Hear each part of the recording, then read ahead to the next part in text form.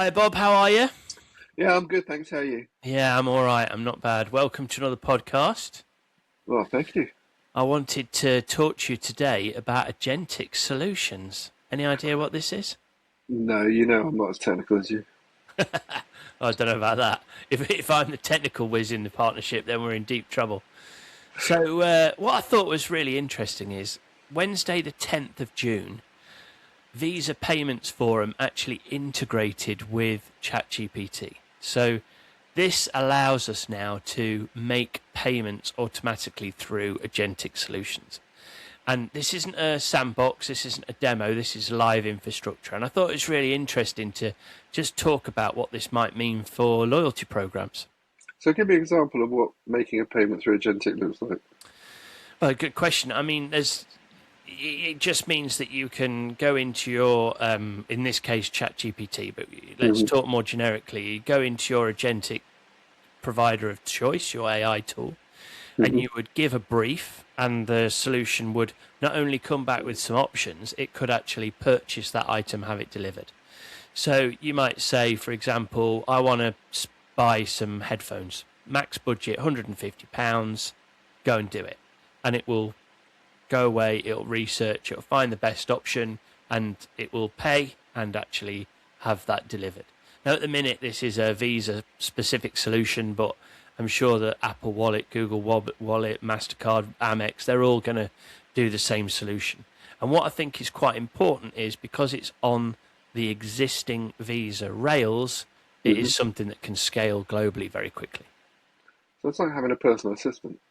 Yeah, kind of. Yeah, absolutely it is. I mean, it's, you want to book a flight, you want a set of headphones, you want some new trainers, you brief it into the app and or into the Agentic app, and those items will arrive the next day. So the Payments world has, made, done. so the world has taken all of the joy out of shopping. Well, not all shopping is joyous, though, is it? I think Mm.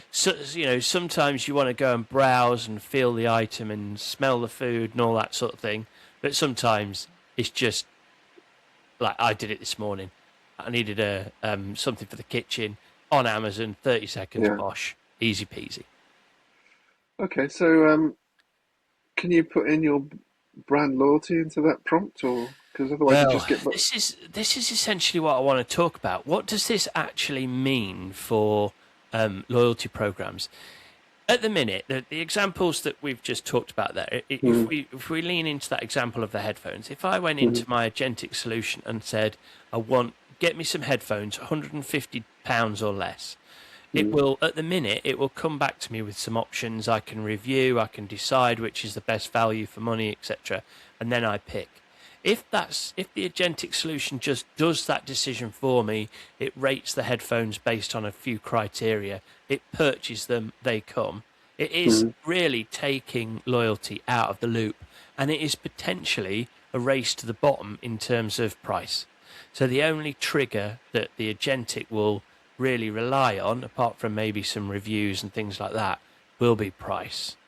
So it is going to be difficult for loyalty programs because it's alien to what loyalty programs do. It's taking out all the value proposition that a loyalty program builds and just ignoring that. But it doesn't if you start building in reviews into your loyalty, right? Because Exactly. if you start building your reviews into your loyalty and you get your members to be more vocal and you try and get your program a bit more social, then when it goes off to find things, it will go, well, here are the three options, but this one's got, more trusted reviews and better feedback. Yeah, exactly that. So that will be a big factor. What loyalty brands need to think about now is how else do I add value? How do I add value to my proposition in a Mm, way that not only consumers like it, but agentic solutions also like it?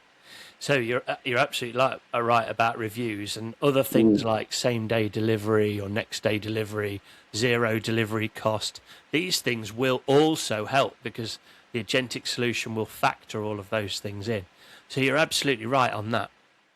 So a consumer could get a fuller picture of what's in the market and, what's good and what's not than if they did it themselves.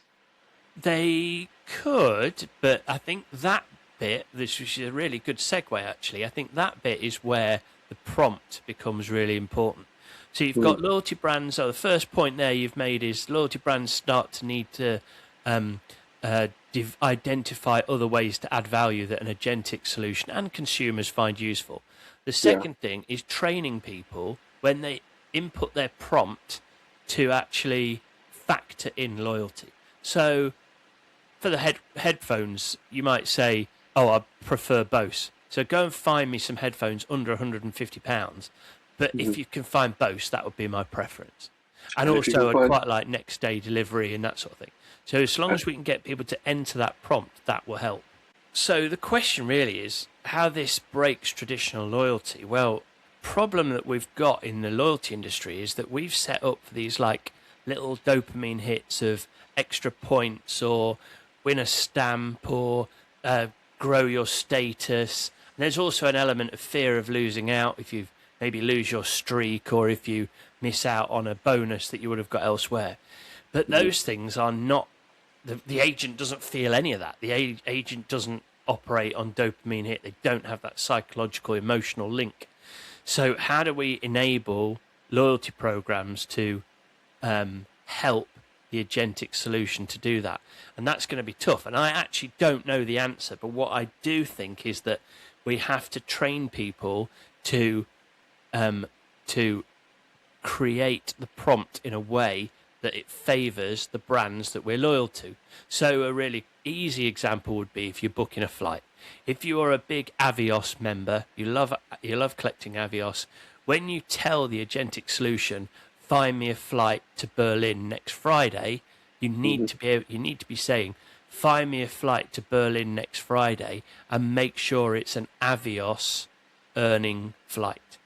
Now, we need to, therefore, the loyalty brands need to train the consumer for the future that they are going to use that technology, or rather that prompt within the technology, to make sure that the loyalty comes to the forefront. Well, I think that's only half the job. I mean, teaching them how to do the prompt is good.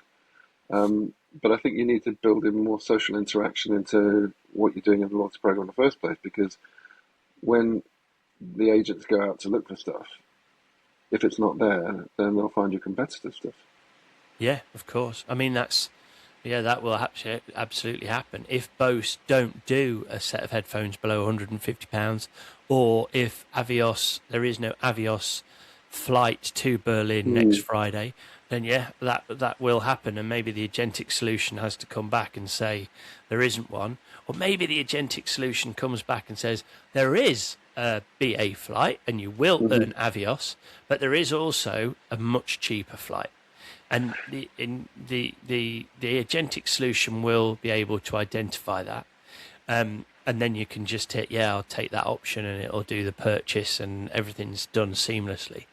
But that feedback loop is going to be crucial to the brand. So why didn't that person book that flight that we wanted them to book? Was it because of price, or was it because of availability or time of day or whatever? And that, I think, is the other thing that the brand needs to do within their loyalty program, is to improve through the feedback.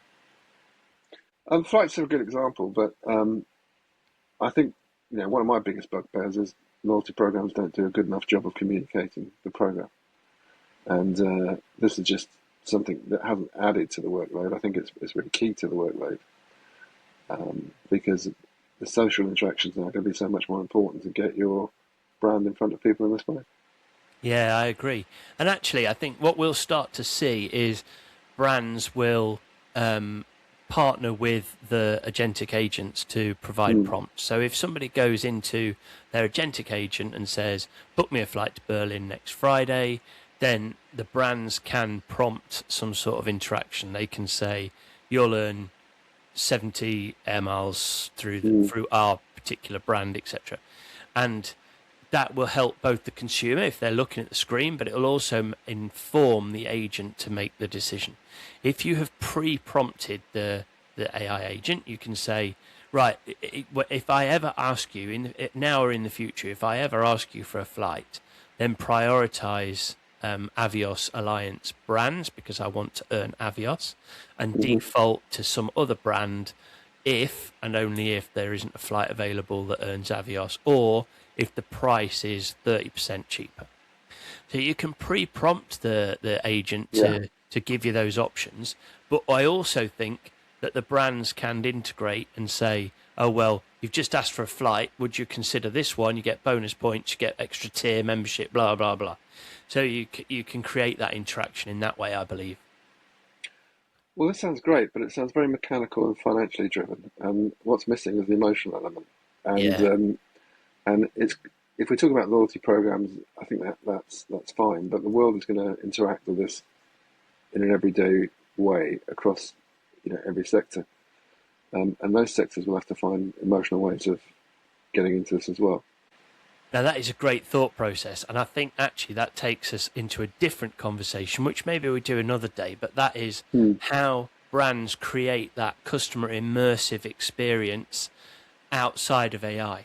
So you can have brands, maybe it suits an airline really well to engage 100% through agentic solutions because that's going to be how people will book flights in the future. But if you are a retailer, a restaurant, experience-led business, then you've got to lean into agentic because that's where it's going to happen. But you also have to have that experience. Yeah, you raise a really good point there about the kind of emotional connection with the brand, which you won't necessarily get through an agentic solution. I mean, you're a big Nike Air Force One fan, right? Yeah. No, I've got loads of pairs of those, and the emotional connection is it's partly brand related, but it's mostly the fact that they're comfortable and I quite like the styles, So I've built up an emotional bond to the brand. Yeah, but that's a massive range, right?